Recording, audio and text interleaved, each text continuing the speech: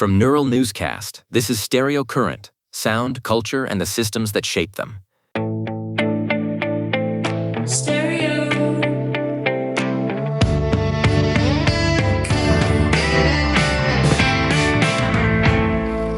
The needle is dropping on a new day, July 12th, 2026. I'm Sloan Rivera, and this is Stereo Current. And I'm Julian Vance.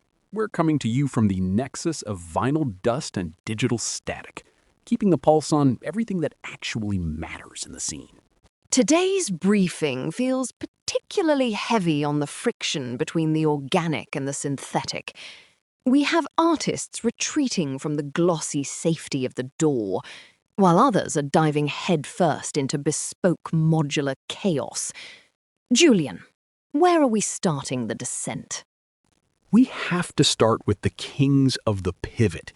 King Gizzard and the Lizard Wizard just put a name to their next electronic odyssey, Alien Metal. It's their 28th studio album, and they've been teasing this sound for 2 years with a modular synth setup they've affectionately named Nathan. I love the idea of a band building their own mechanical mascot.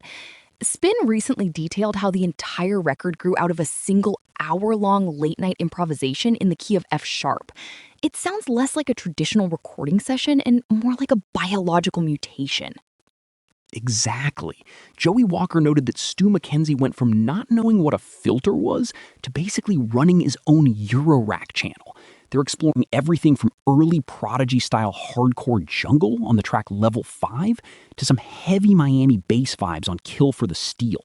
It's coming out this summer on their P-Doom label. It's that immersion in the gear that makes Gizzard so compelling. They aren't just pressing buttons, they're wrestling the machine. Which, interestingly enough, is exactly the energy I'm getting from Whitespace's new project, Turbo Knife Laser. A&R Factory has been raving about that Minnesota producer's latest entry, Railgun Redline. It's being released on Detroit Underground, and it's essentially hip-hop for a future that's already collapsed. Very cyberpunk, very high-tech, low-life. It feels like malfunctioning circuitry. Julian, the sound design on Railgun Redline is so corroded, you can feel those dank backstreets and neon lights. He's using hyper-distorted animatronic vocals to amplify this sense of dystopian architecture.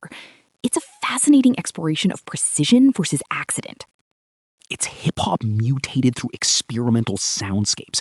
It doesn't want to be polished, it wants to be loud and unstable. Speaking of instability, Sloan, there's a different kind of noise being made in the AI debate right now, and it's surprisingly quiet and raw. You're talking about Thomas Stonewell, the man behind the moniker Atom. He's a 3-decade veteran who found himself at the center of a controversy over his recent pivot to digital production tools. People were calling it a crutch.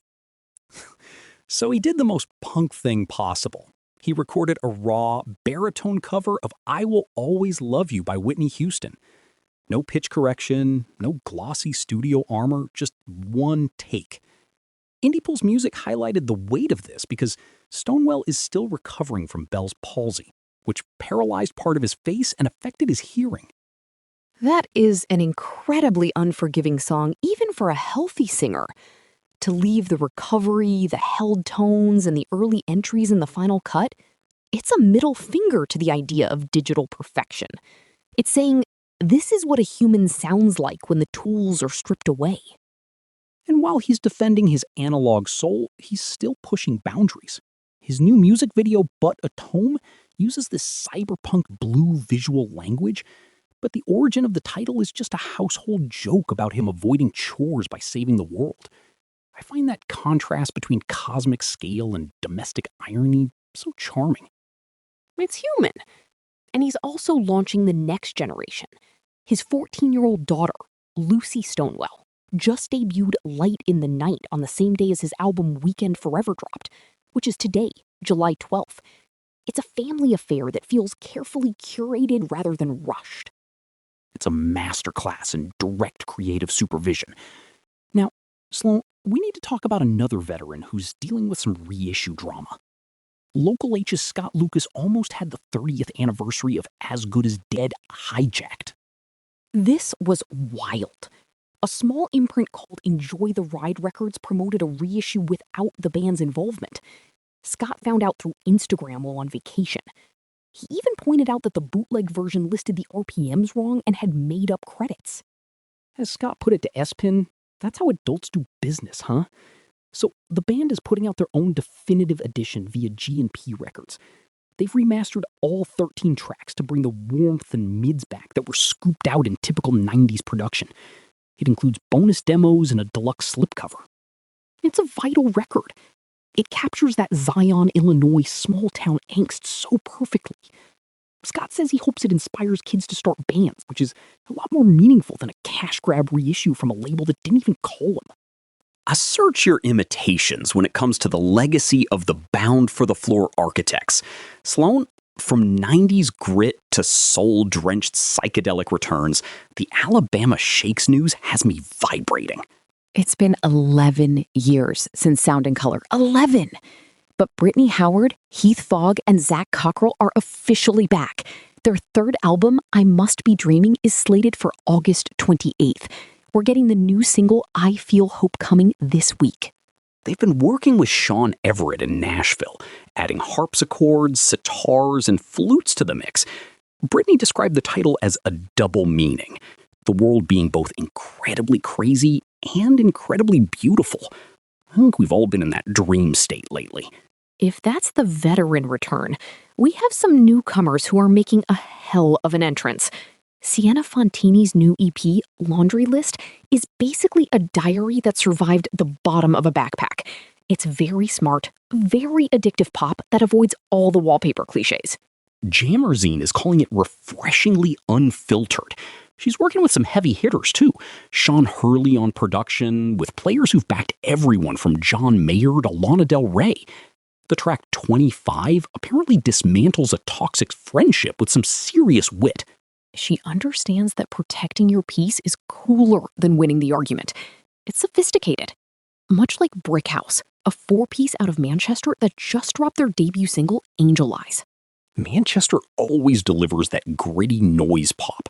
They're citing the Jesus and Mary chain and the Velvet Underground.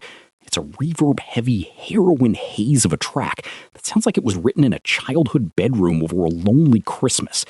It's smoky and kinetic. And finally, we have Late Again, the project of Brooklyn-based Brazilian artist Rafael Melo. He just released Crazy or Stupid from his upcoming September EP. He has this knack for making existential dread feel like a rooftop party soundtrack. Satire dressed in irresistible hooks. He's blending bossa nova melodies with 80s Japanese grooves and North American indie cool. Think Tame Impala meets Mac DeMarco, but with a sharp, ironic grin. It's the perfect way to cap off this look at the scene. Artists who aren't afraid to point out the absurdity of the world while giving us something beautiful to hum along to. From Gizzard synth jams to Late Again's sly smiles, the common thread is clear. The human story still carries the most volume. Before we wrap this up, we have 10 essential listens to anchor your week and fill out your queue. Kicking things off at number 1, we have King Gizzard and the Lizard Wizard with The Silver Chord. It is a total pivot into modular synthesis and the perfect companion to our talk on the alien metal era. At number 2 is Whitespace with Railgun Redline. It's a high-tech, low-life vision of hip-hop, mutated through some really experimental sound design. Next is a necessary revisit to a masterpiece, Alabama Shakes and Sound and Color. With the band returning to the spotlight, this genre-defying record feels essential again. Fourth on the list is Local H and As Good as Dead. We're celebrating the 30th anniversary reissue of an album that remains the blueprint for the high-energy DIY duo sound. Moving into some newer voices, we have Sienna Fontini with Laundry List at 5, followed by Late Again's Crazy or Stupid at 6. One is raw and diaristic, while the other provides a visceral, unhinged counterpoint to the digital world. 7 is Brick House with their debut single, Blueberry. They are really eschewing safety here in favor of some very daring experimental textures. At number 8, we go back to the New York roots with The Strokes and Is This It, keeping that indie rock legacy front and center. Then we have Brittany Howard's What Now at 9. It's the perfect bridge between her work with the Shakes and the modern experimental pop landscape. Rounding out the list at 10 is Fontaine's DC with Starburster. It captures that rhythmic tension and human rebuttal energy we've been seeing in the best art rock lately. And with that stack on your queue, that's the briefing for today. I'm Sloan Rivera. And I'm Julian Vance. Catch more scene intelligence at stereocurrent.neuralnewscast.com. Keep the records clean and the takes sharp. Neural Newscast is AI-assisted, human-reviewed. View our AI transparency policy at neuralnewscast.com. We'll be back tomorrow. This has been Stereo Current on Neural Newscast. Sound, culture, and the systems that shape them.